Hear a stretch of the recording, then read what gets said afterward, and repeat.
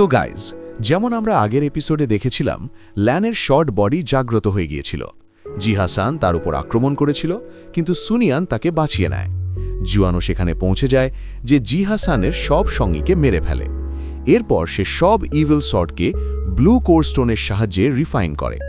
সেই সব সর্টই ইউল্যানকে তাদের মাস্টার হিসেবে অ্যাকসেপ্ট করে নিয়েছিল, কারণ সেগুলো তার ভাইদের সোল দিয়েই তৈরি ছিল। তবে ইউল্যানলি মারাত্মকভাবে আহত হয়। এরপর আমরা উজি সর্ট টাওয়ারের ডার্ক রুমের দৃশ্য দেখি, যেখানে জি হাসান এসে পৌঁছায়। সে উজি টাওয়ারের নাম্বার 1 ডিসিপল জ্যান জিওকে সব কিছু জানায়, কিভাবে জো ইয়াং পুরো জাহান সেক্টকে প্রোটেক্ট করছে এবং ইভিল সর্টগুলোকেও পিউরিফাই করে ফেলেছে, যদিও ইউল্যান সেগুলো ব্যবহার করছে। এই কথা শুনে জ্যান জিও বলে, তুমি বলতে চাও যে জ্যান ফ্যামিলি এখনও পুরোপুরি শেষ হয়ে যায়নি, আর তুমিও এখনও সোল পিউরিফাইং মেথড অর্জন করতে পারোনি? এমনকি মাইন আর সোতমের এপিসোড চুরির পেছনেও সেই জ্যাংয়েরই হাত? এর জবাবে জি হাসান বলে, ইউল্যানের পাওয়ার পুরোপুরি আনপ্রেডিক্টেবল, কেউই তার শক্তির আন্দাজ করতে পারে না। আমার শরীরের ভেতরে সে যত সর্ড ইনজেক্ট করেছে সেগুলো আমার সব মেরিডিয়ান্স ধ্বংস করে দিয়েছে। শুধু আপনাদের কাছে মেসেজ পৌঁছে দেওয়ার জন্যই সে আমাকে বাঁচিয়ে রেখেছে। জিহান জিও, আপনাকে ওই জ্যাংয়ের বিরুদ্ধে প্রতিশোধ নিতে আমাকে সাহায্য করতেই হবে। সেই জায়গায় উজি সর্ট টাওয়ারের সেকেন্ড লেভেলের এক ডিসিপল ফ্যান উপস্থিত ছিল। সে জ্যান জিওকে বলে, জ্যাং আমাদের উজি সর্ট টাওয়ারের পাওয়ারকে তুচ্ছ করছে, তাই সে নিজের শক্তি দিয়ে আমাদের সেক্টরের উপর পা রেখেছে। আমাদের তাকে থামাতেই হবে। এতে জ্যান জিও ভীষণ রেগে যায়। সেখানে আরেকজন ডিসিপল ছিল যার নাম জ্যান লিও। সে জি হাসানের কাছে এসে বলে যে সে তার শরীর থেকে ওই সর্টগুলো বের করতে সাহায্য করবে। সে যখন সেই সর্টগুলো স্পর্শ করতে যায়, তখন তার ভেতরে থাকা ভয়ঙ্কর কিলিং ইন্টেন্ট সক্রিয় হয়ে ওঠে। এই বিষয়টা জ্যান জিও বুঝতে পেরে তাকে থামাতে যায়, কিন্তু ততক্ষণে তার আঙুল ওই সর্ডে লেগে যায়। এরপর সেখানে এক ভয়াবহ বিস্ফোরণ ঘটে। সেই বিস্ফোরণে জি হাসানের সাথে সাথে জ্যান লিও মারা যায়।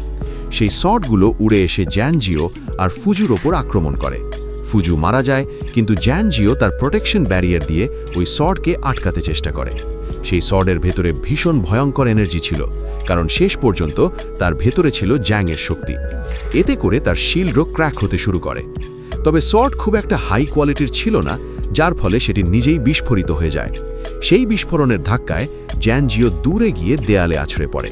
সে বলে, এই সর্ডের ভেতরে স্পষ্ট সর্ড ইন্টেনশন ছিল। যদি এটা খারাপ কোয়ালিটির না হতো, তাহলে হয়তো আজ আমি এখানেই মারা যেতাম। ঠিক তখনই পুরো জায়গাটা কেঁপে ওঠে। সে এক প্রবল সোর্ড ইন্টেনশন অনুভব করে এবং খুশি হয়ে যায়।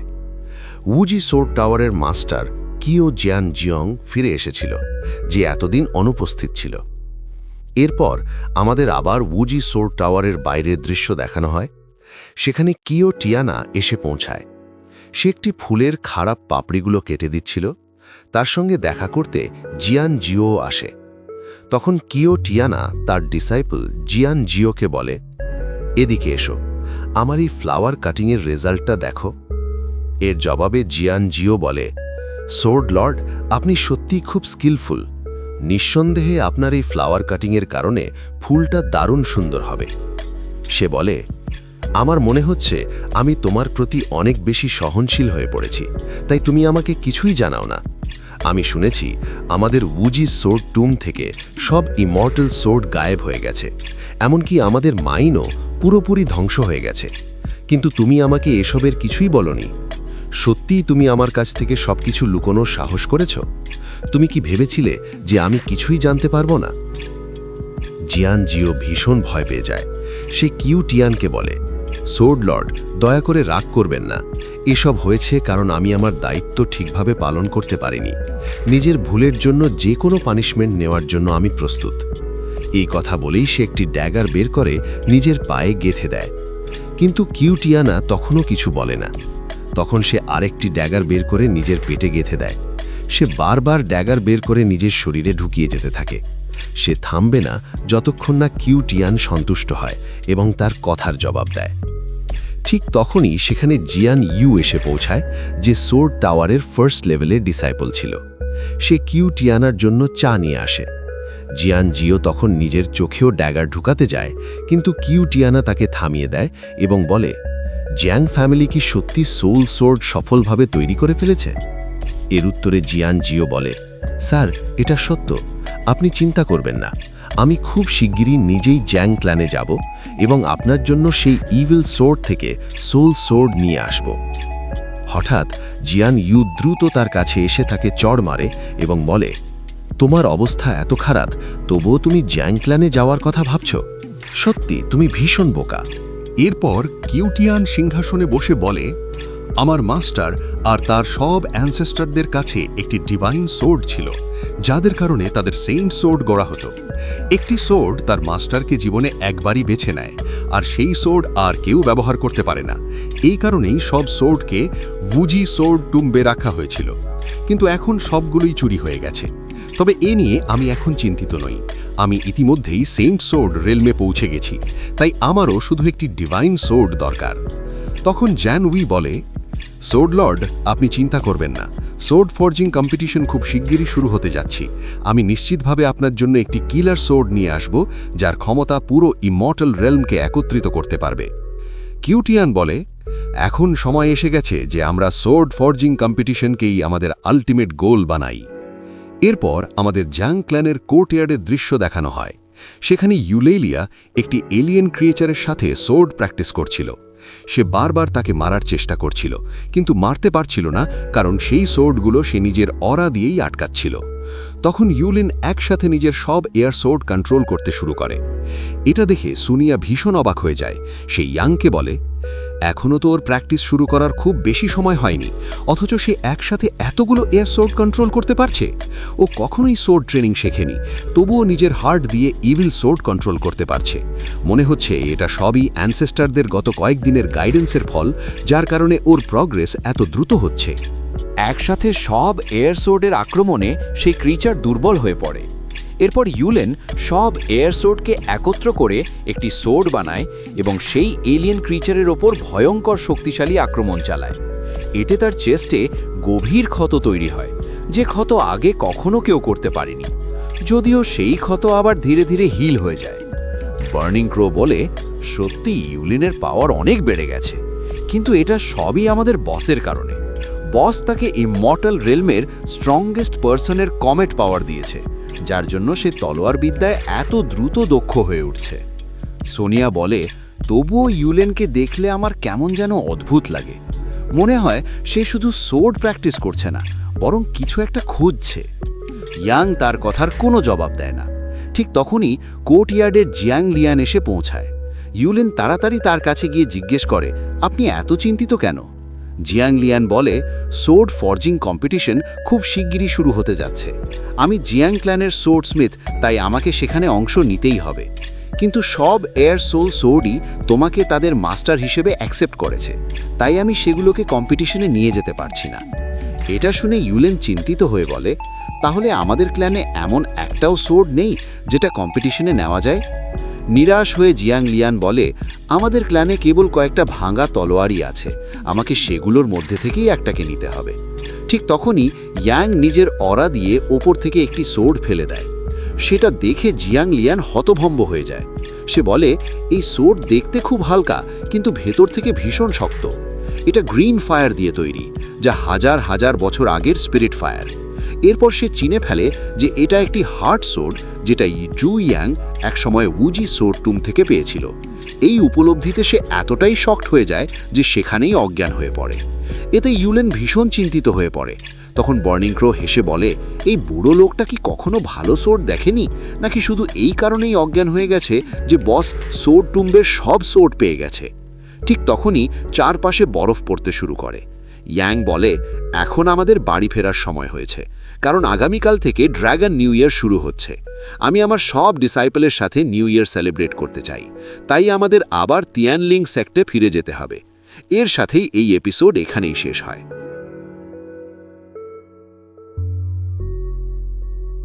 তো গাইজিস, যেমন আমরা আগের এপিসোডে দেখেছিলাম, সোর্ড লর্ড জিয়ান আবার উজি সোর্ড টাওয়ারে ফিরে এসেছে। এখন তার একটা ইমর্টাল সোর্ড পেতে হবে, যার দায়িত্ব সে তার ডিসাইপল জিয়ানুকে দিয়েছে। আর সেখানে ইউলেনও সোর্ডের প্র্যাকটিস করছিল, যার পাওয়ার ক্রমশ বাড়ছে। কিন্তু Jiang Leyen sword forging competition নিয়ে বেশ চিন্তিত ছিল।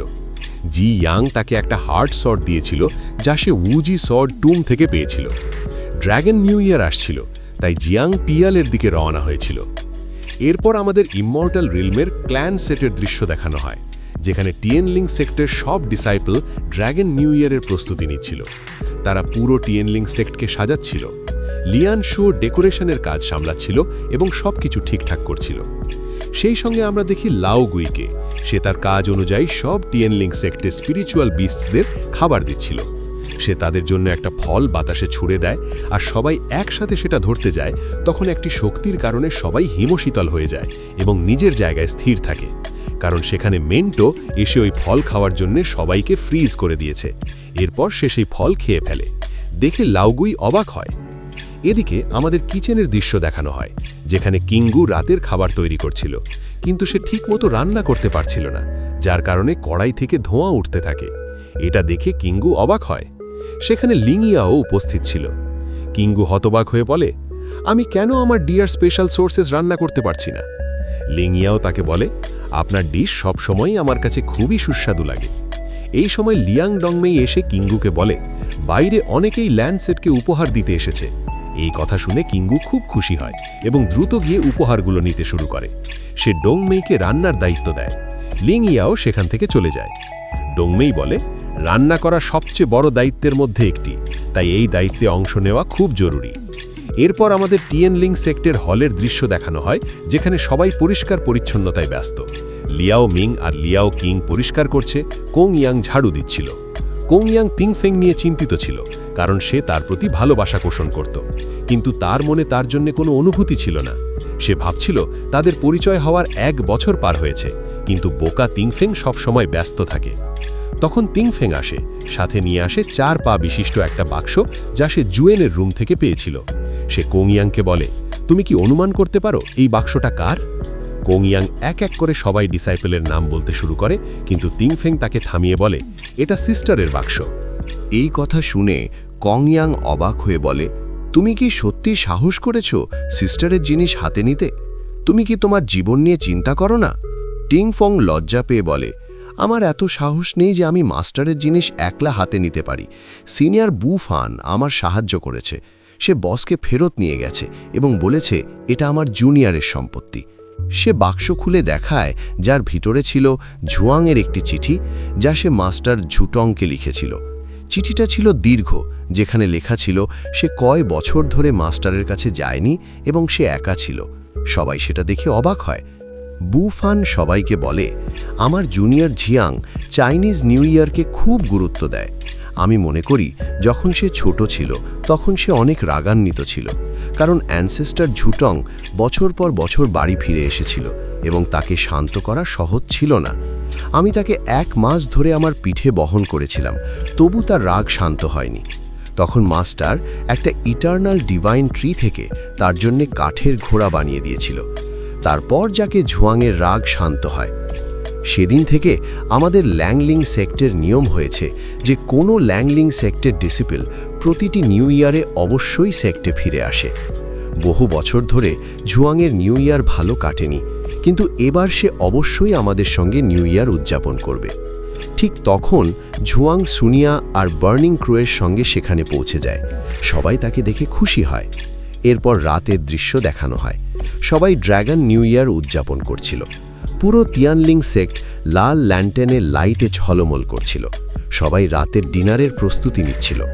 লিয়াও মিং আর লিয়াও কিং পটাকাবাজি করে মজা করছিল, যার কারণে সব ফায়ার ক্র্যাকার আগুন ধরে যায়। সবাই দৌড়ে আগুন থেকে বাঁচতে চেষ্টা করে। লো জিয়ান ডংমেইকে একটা ফায়ার ক্র্যাকার থেকে বাঁচায় এবং তার খাবার নিয়ে চলে যায়।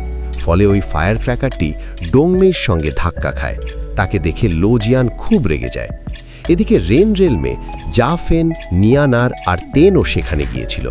তেন খুব খুশি ছিল যে সে নিউ ইয়ার পার্টিতে অংশ নিতে পারছে। নিয়ানার লি শেকে বলে, আমি তিয়ানলিং সেক্টের সব ডিসিপলের সঙ্গে দেখা করার জন্য খুব আগ্রহী। যতদূর আমি জানি তারা সবাই বেশ বুদ্ধিমান আর সুন্দর। তখন তারা দেখে যে টিংফংয়ের বোমায় আগুন লেগে গেছে, যা কং ইয়াং, কিং ইউ আর লাচে লাথ মিলে মুছে দিচ্ছিল। অন্যদিকে লো জিয়ান আর লিয়াও লড়াই করছিল। এটা দেখে লিশু অবাক হয়। তারপর সবাই মিলে বসে খাবার খেতে শুরু করে।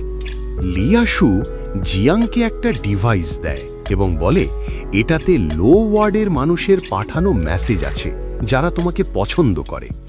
জিয়াং ডিভাইসটি খুলে দেখে তাতে অনেক মানুষের ভালোবাসাময় কমেন্ট ছিল। সিরিজটা সবাই ভালোবাসত। যদি তোমারাও এই সিরিজটা ভালো লাগে তাহলে আমাকে কমেন্টে জানাতে ভুলো না। জো ইয়াং সেই সব মেসেজ পড়তে থাকে। তখন লিয়াশু তাকে একটা উপহার দেয় যা সে জো ইয়াংয়ের জন্য বানিয়েছিল। সেটা ছিল একটা আইস ক্রিস্টালে জো ইয়াংয়ের পেইন্টিং। জো ইয়াং বলে, এটা খুবই সুন্দর। ঠিক তখনই বরফ পড়তে শুরু করে এবং ড্র্যাগন টোটেমও সেখানে আগুন ঝরাতে শুরু করে, যা পুরো দৃশ্যটাকে অসাধারণ করে তোলে। সবাই এখন তাদের ইচ্ছে পূরণের জন্য প্রার্থনা করতে থাকে। কোজান চায় যে টিংফেং তার ভালোবাসা বুঝতে পারুক, কিন্তু টিংফেং চায় সে যেন জিয়াংয়ের সবচেয়ে ভালো ডিসাইপল হতে পারে। পিয়া সবাইকে বলে, আমার ইচ্ছে হলো আমি তোমাদের সবার সাথে মিলেমিশে থাকতে চাই।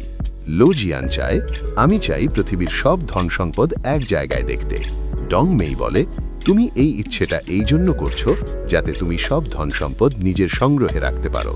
লি আশু বুঝতে পারছিল না কি ইচ্ছে করুক, তাই সে জিয়াংকে জিজ্ঞেস করে, মাস্টার আপনার ইচ্ছে কি? জুয়াং দেখে যে তার সব ডিসাইপল এখানে আছে, কিন্তু তার মাস্টার ঝুটং এখানে নেই, যার কারণে সে দুঃখিত হয় এবং উঠে সেখান থেকে ভিতরে চলে যায়। সবাই এটা দেখে অবাক হয়। তখন বুফান বলে, চুইয়াং এখন শুধু একটু চিন্তিত, সে তার মাস্টার নিয়ে ভাবছে।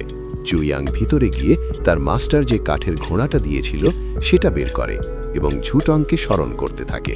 সে বহু বছর ধরে মাস্টারের সঙ্গে দেখা করেনি। এরপর আমরা দেখি গ্যালাক্সির একটি গ্রহে ঝুটংকে, যিনি ওয়াইন পান করে চুইয়াংকে হ্যাপি নিউ ইয়ার জানাচ্ছেন। এই নিয়ে এপিসোড এখানেই শেষ হয়। গাইজ, যদি ভিডিওটি তোমাদের ভালো লাগে তাহলে ভিডিওটি লাইক করতে এবং চ্যানেলটি সাবস্ক্রাইব করতে ভুলো না। পরে দেখা হবে পরের ভিডিওতে। Thanks for watching.